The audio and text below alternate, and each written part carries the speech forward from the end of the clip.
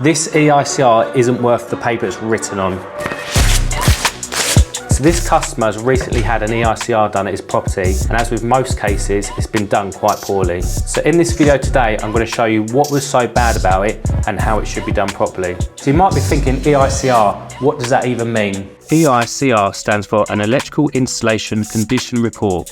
Basically, an electrician inspects and tests an electrical installation and assesses the condition of the electrical system. They then make a report explaining exactly what they have found. So EICRs are actually really quite common and they shouldn't be that complicated. But sadly, the electrician that did this one, and like many others, obviously didn't do that thoroughly. I know it's going to be slightly distracting, but please do not pay any attention to this monstrosity on my face. The previous person that did the EICR, obviously they've tested it. Where he's put it back into the breaker, you can see he's not actually got it on the copper. He's actually squished the insulation, which is pretty dangerous. So that's a good little find, we found that. So basically, I'm starting off on the left-hand side of this board, which is the lighting circuits, and I'm going to work my way backwards. The previous person that did the EICR, they had a limitation on quite a lot of the circuits. They didn't do IR, R1, R2s, etc. And I can see that because on some of the circuits he's got the lighting CPC mixed in with the ring CPC, and they're all twisted. So they're not identified and in the correct order on the earth bar and both the neutral. So what I'm trying to do now is trying to find out basically all the cables for each circuit, so the lighting circuit, trying to find the CPC for it and the neutral, etc. And I'm going to work my way along. But as you can see, I've got a couple of pairs out, even 3 on the neutrals, because like I said, they're all twisted together with the wrong cables. We're actually in a block of flats and we're actually the top story of the flat. And the board itself, it's not had any alterations really, apart from one circuit. And it looks like it's been untouched basically. So to be honest, there shouldn't be that many faults because there's not many alterations and additions. So it should be as installed. So it'll be interesting to test it, see if there's actually any faults on it. Oh, there's a pendant there, I'll have that. Spoke too soon. How'd you get this off? So why would you get an EICR done at your property? Well, in some circumstances, it's actually a legal requirement. For landlords, for example, they must have an EICR done every 5 years to make sure the electrical system is safe for use for their tenants. Also, if you're buying or selling a house, it is recommended to get an EICR done to identify damage, deterioration or defects in any of the circuits. So I just looked at, I took the ceiling rose pendant down, and in here, so in the board, the neutrals are black, and it's now got white cables and red cables, and it's the same in the light fitting, so there must be a join or a junction box somewhere. But also the CPC in here, if I show you, it's not even attached to anything, it's just hanging loose in the box. So we're gonna have to do a bit more digging on this. Just as I said, there shouldn't be any faults. Blech. So as I explained in the board, all the cables, they're not clearly identified which circuit they belong to. So what I'm going to do is I'm going to link out Live and Earth here and do an R1, R2 test. And then hopefully I can identify on the board and find those correct cables. At the switch I linked out R1, R2. It's just now trying to find what one it belongs to. So on the test reader that's doing nothing. And there we go. So there, I've got a reading now. So I know this cable runs to that circuit there and feeds that bedroom.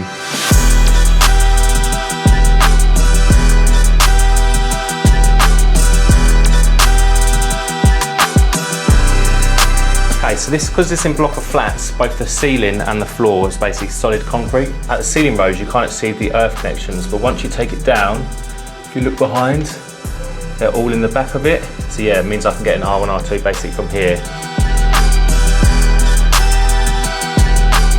Okay, so this EICR here was actually done on the 14th of July, but they actually didn't get the paperwork through until the 12th of October. And the reason the customer actually called us is because when they come, they did it in 45 minutes, which I believe is not possible to do an EICR in 45 minutes, but it shows also in the results. So this is the circuit we're testing at the moment, lights and the doorbell.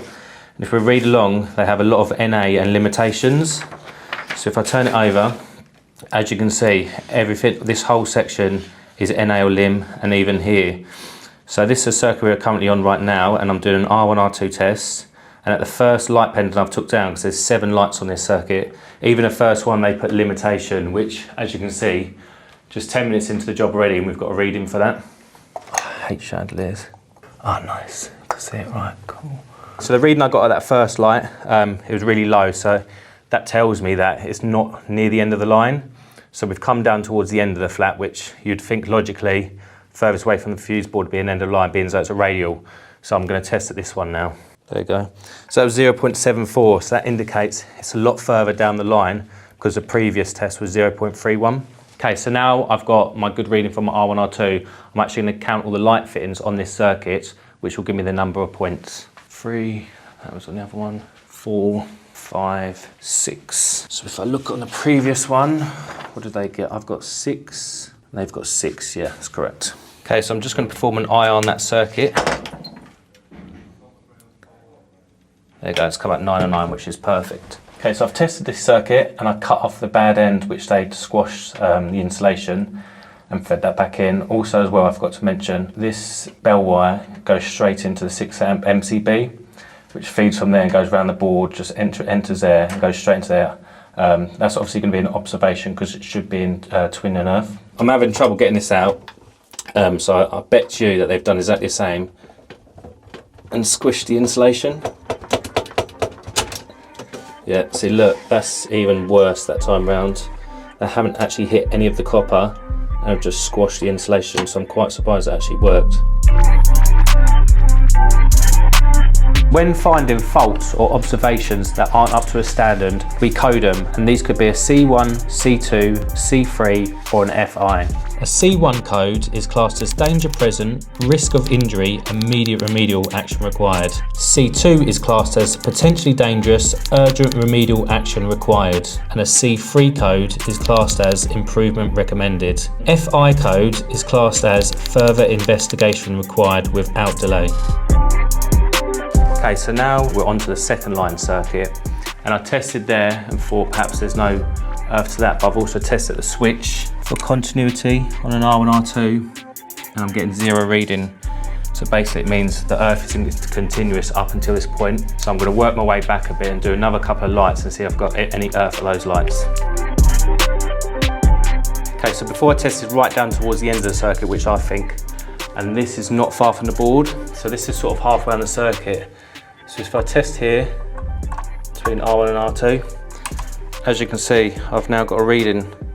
So that means somewhere from here, between that last light, the CPC isn't continuous. Okay, so that's the lighting circuits done and tested. They're all back in the board now. We're now going to move on to the rings. There's 2 rings in this flat, which I'm guessing is going to be the same as the lighting circuit. So one ring does the right hand side, one ring does the left hand side. So I've just taken it out. I'm also going to go around now and take a few sockets off and look at the connections behind and just the general installation.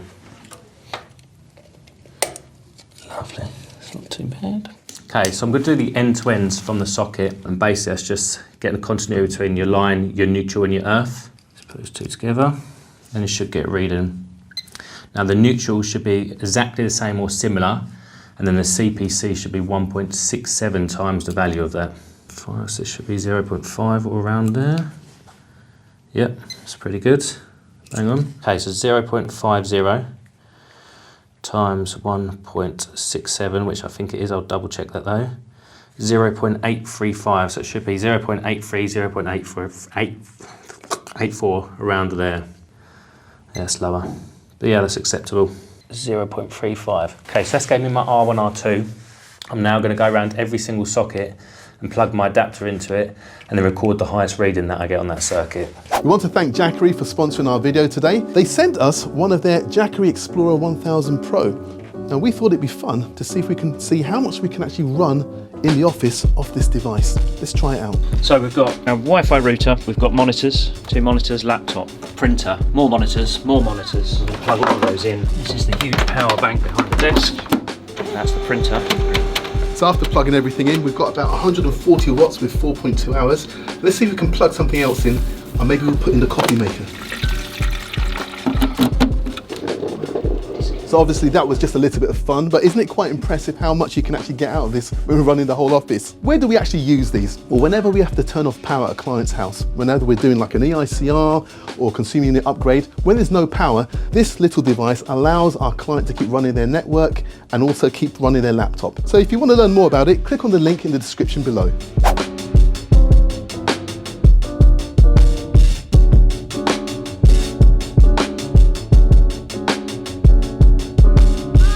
See.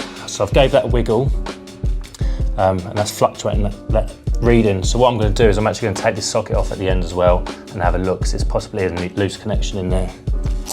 Okay, so this is a good little tip. Just when you're taking sockets off like this, it's got silicone around it or something like that. If you just do a little score around it around the edge, it minimises the risk of pulling all the paintwork off around the socket when you take it off. So like this, it's got wallpaper around it. Yeah, that's a little bit.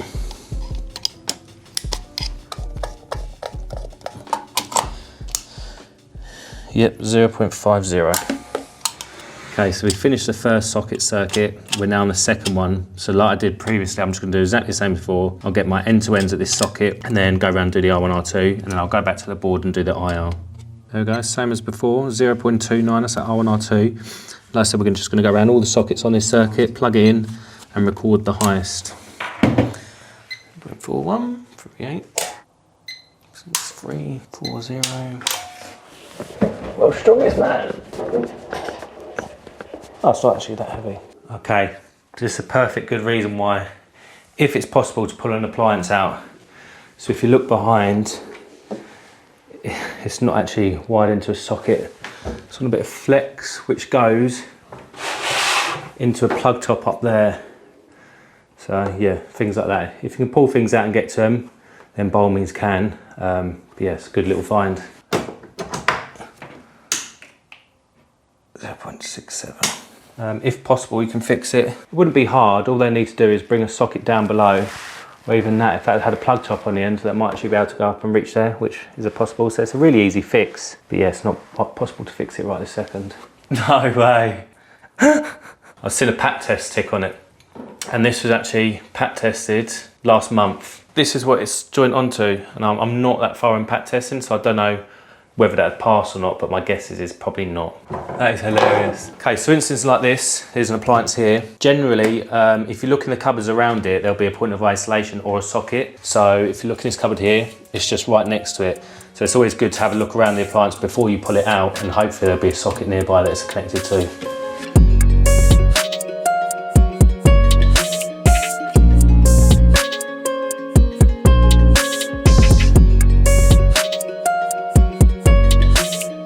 Just doing IR, 286, yeah, above 100, 260, brilliant, that's fine. Okay, so we're on the last circuit, which is the cooker, and then it's covered here, it's cooker isolate and the socket. It's got a built-in socket. I'm going to test it from there, just to get a reading. Yep, 0.23, which is perfect. But I'm also going to take it off. I feel it's always good to actually take the faceplate on these cooker sockets off, just to have a look at the connections behind, because it's such a big heavy load on it as well. This looks different to the installation, so this looks like it's an addition, because obviously this kitchen isn't the original kitchen.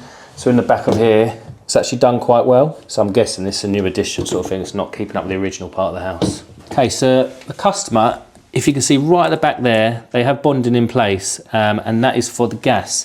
And that's currently only a 4, possibly a 6mm. And we're just wondering what your views are, because on the outside, the owner of basically these block of flats has upgraded the earth bonding to the gas supply, but they've only earthed it right at the bottom of the supply, so it's not as it enters the property. So we'd just like your opinions on that and what you think of it. Okay, so after performing my EICR and reading my test results and looking back at the other electricians' results, I do not understand why there's just a serious lack of test results written down. I test every single circuit that he did, and I got a reading for every single result. As you can see here, there's only one result for R1, R2. I got a test reading on every single result. Also, when walking around, I noticed I took off a good 30 to 40% of sockets in the house, and every single one too hasn't been taken off. They all have paint round, so clearly they've never been taken off, so he hasn't checked any accessories in the customer's house. The reason I think there's so many bad EICRs performed at the moment is just purely to the fact these companies, they want their employees or electricians just to do as many as they can throughout the day. I mean, some companies, they're doing 3, 4, even 5 a day. And in my honest opinion, the only way I could do 4 or 5 a day is by giving test readings like this and just putting limitations on non-applicable. So let me know in the comments if you experience anything like this or have had some really bad EICRs. We hope you enjoy the video, and I'll see you in the next one.